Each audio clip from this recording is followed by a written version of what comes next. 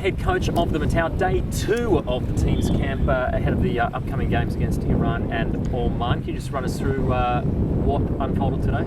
Well, yesterday was a very light day because players came in, so they worked with the sports scientist, and then today we had more players coming in this morning. So there was 2 groups of people training with the staff. One were training with myself, the players that came in yesterday, and then Andrew Young, our sports scientist, worked with the players that just arrived this morning, and obviously Adrian Kramer working with the goalkeepers. So it was a very again light day, more to motivate them and a little bit more dynamic than the day before.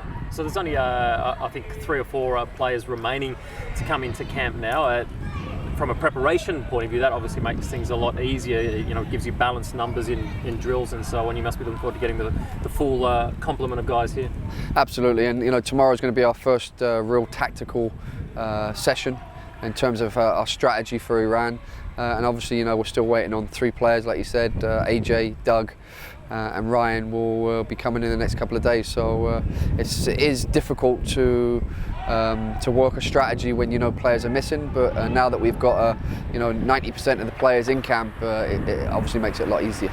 I know obviously you're only really focused on your own team, but you do need to look a little bit at Iran. They named their squad overnight. A couple of notable omissions, particularly guys that took part in the World Cup last year. We obviously know Jabba Nekanam's no longer around. Shojaei was not named to this squad. Reza Gachanajad picked up an injury in England at the weekend as well. So they're without a few key players. Does that play into your hand?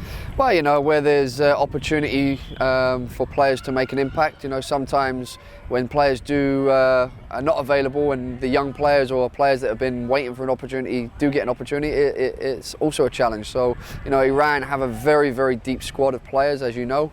So whatever team they put out against us, I'm sure it's the best team they've got available, and we're preparing for that. At what point of your preparation do you turn your focus to looking at Iran? We started a little bit today.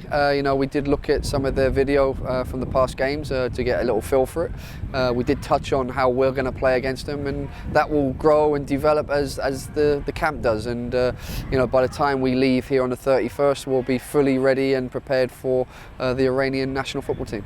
Just finally, you said that it wasn't a big session today, but was there anyone that stood out with their attitude or their application? Yeah, I was very impressed with Min Choi and Scott Leon Guerra.